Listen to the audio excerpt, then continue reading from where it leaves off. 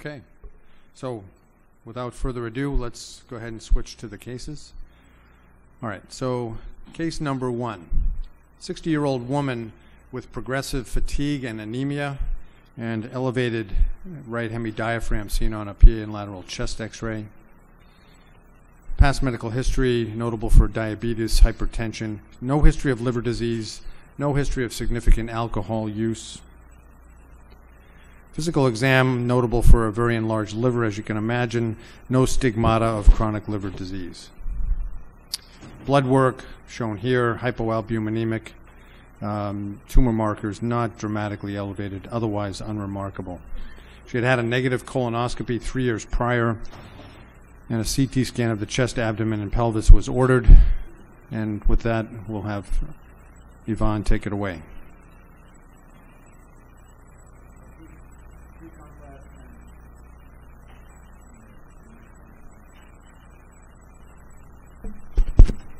Pre-contrast and post-contrast images. You can see here, there's a very large mass in the liver with calcifications on the pre-contrast. The post-contrast, there are small areas that are hypervascular. For the most part, it's a relatively hypovascular mass with central necrosis. You can see the left hepatic vein and middle hepatic vein right there. Lower down, the portal vein is actually patent on the left, but you never see really a right portal vein. I think it's a little confusing here, but if you notice, the right lobe is actually quite small due to atrophy. This is all segment 4, this is left lobe, so all we're seeing is primarily the left lobe with a occluded right portal vein.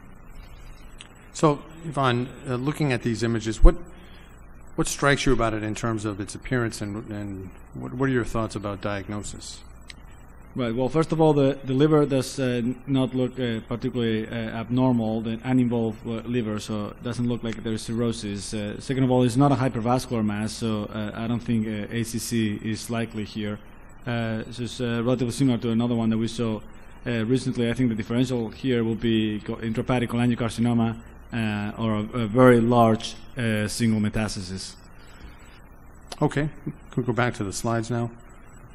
So, panelists, you agree? Peter, do you think this is a cholangiocarcinoma? HCC, does it matter?